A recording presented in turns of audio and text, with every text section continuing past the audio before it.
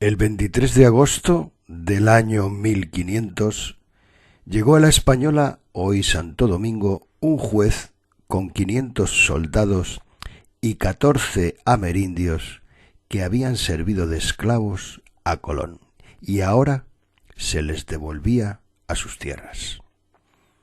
El juez tenía una misión extraordinaria: arrestar a Cristóbal Colón y a sus hermanos por los abusos que se habían cometido en el gobierno de las islas del Caribe.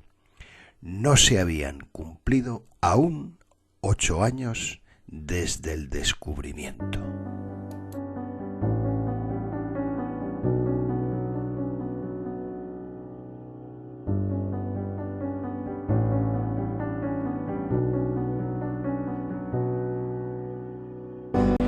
Cuando Cristóbal Colón vuelve a España en marzo de 1493, los reyes católicos decidieron enseguida que era necesario colonizar aquellos territorios. En un segundo viaje, Colón ya capitaneaba una flota de 17 navíos en las que iban unas 1.200 personas, soldados, nobles, clérigos, artesanos e incluso algunas mujeres. En noviembre de 1493, todos ellos desembarcaron en la costa septentrional de la Española, isla que el almirante había elegido como base en su primer viaje. Colón y sus hombres tuvieron que improvisar y hacer frente a toda suerte de adversidades.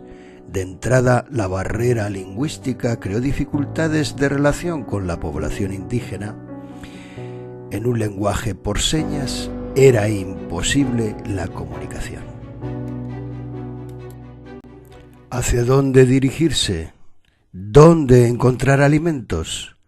¿Dónde estaban aquellas grandes urbes que Colón pensaba encontrar en aquellos parajes?, se preguntaban los colonos. En las Antillas no existían ciudades, tuvieron que levantarlas y no siempre se escogió el mejor emplazamiento. El fuerte que había dejado en su primer viaje había sido destruido a resultas de una rebelión indígena. En su lugar, Colón mandó erigir la Isabela, la primera ciudad del Nuevo Mundo, pero eligió un paraje inadecuado al norte de la isla y hubo de abandonarla en 1495, apenas 3 años después de su fundación. Los alimentos escaseaban, no se encontraba ni oro, ni especias, ni piedras preciosas. Las enfermedades eran frecuentes y no se conocían remedio para curarlas.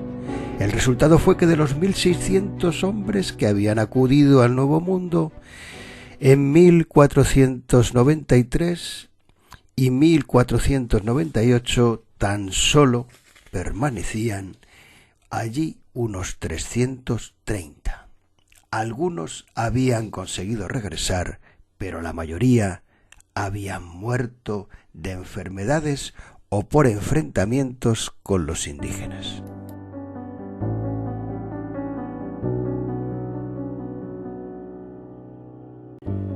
Cristóbal Colón, a la vuelta de su tercer viaje en 1498, ya era incapaz de controlar a los colonos.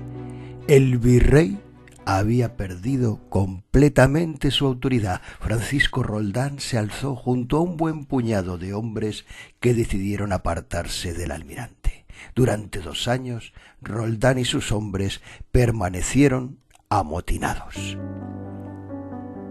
A la sublevación de Roldán siguió la de Adrián de Mújica, que fue sofocada por don Bartolomé, hermano del almirante. Hacia 1499, el principal problema de Colón era económico. El descubrimiento de las nuevas colonias exigía conseguir nuevos ingresos con los que abastecerlas.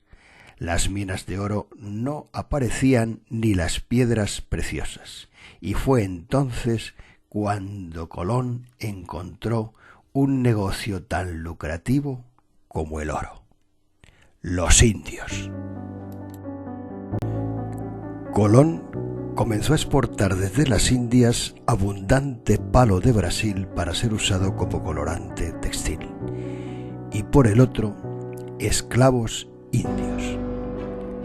Planeó traer unos 4.000 indios a Castilla que, según sus cálculos, le reportarían unos beneficios superiores a los 20 millones de maravedíes. El riesgo de que las Indias se convirtieran en un inmenso mercado de esclavos con destino al viejo continente europeo era ya muy elevado, dada la inviabilidad económica de las colonias.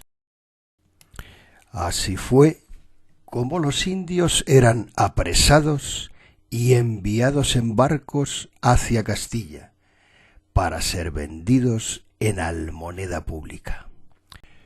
Los indios iban a descubrir Europa sin proponérselo.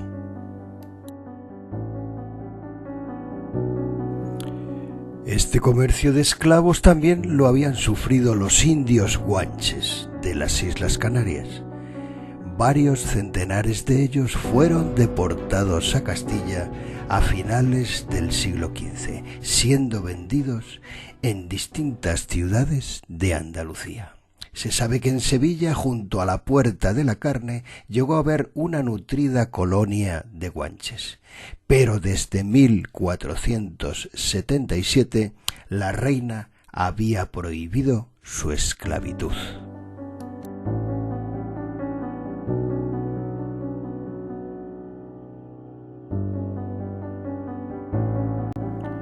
Pero la reina, muy influida por su confesor, el cardenal Cisneros, un día quedó impresionada por el desembarco de 2 naves que arribaron a Sevilla abarrotadas de indios.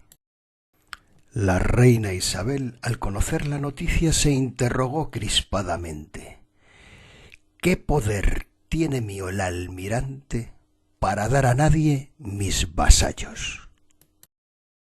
Aquel 20 de junio del año 1500, la reina en Sevilla dicta una real provisión. Esta real cédula supuso un auténtico hito en la historia social de Hispanoamérica. En ella la reina no sólo los consideraba personas, sino algo más importante: los consideraba súbditos de la corona de Castilla. Se exigía que fuesen bien tratados como nuestros buenos súbditos y vasallos, y que ninguno sea osado de les hacer un mal daño.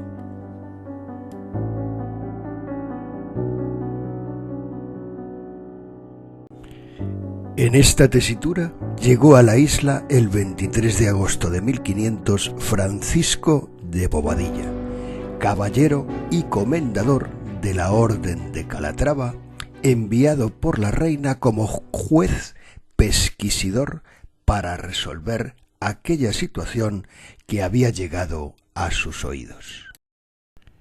Bobadilla actuó de forma expeditiva, tal y como recordaría luego el propio Colón en una extensa carta dirigida a los reyes católicos con sus quejas. Pero los reyes se temían lo peor.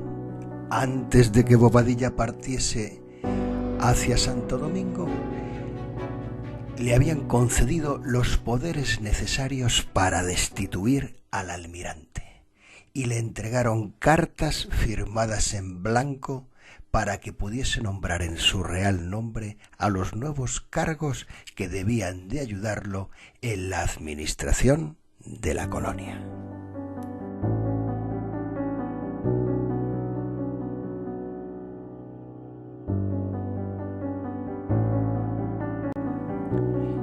Desconocíamos, sin embargo, cómo se había desarrollado el juicio contra el almirante y las acusaciones concretas a las que tuvo que hacer frente.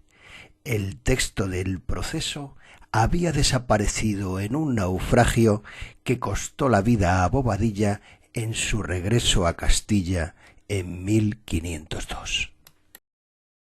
Se decía que el juicio divino había hecho desaparecer al acusador y a las acusaciones para siempre en el fondo del mar.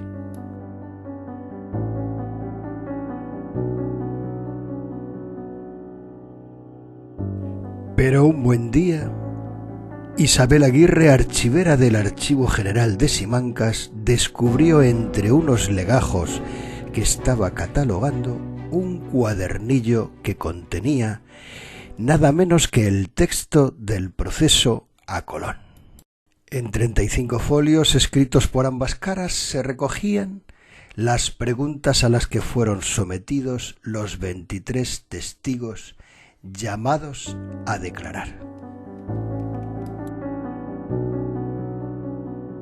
Gracias a este documento hoy podemos reconstruir uno de los momentos más dramáticos de la vida del almirante. Bobadilla presentó a los testigos un interrogatorio con solamente 3 preguntas. La primera fue si había intentado rebelarse contra la corona. Sin embargo, nada de esto quedó reflejado en el proceso. La segunda pregunta del interrogatorio se refería a la cuestión religiosa. Sin embargo, aquí todos los testigos, sin excepción, declararon que Colón prohibía a los eclesiásticos, mediante graves amenazas, que se bautizaran a los indios. ¿Pero qué había ocurrido para que de repente el almirante cambiara de opinión e impidiera la administración del sacramento del bautismo a los indígenas?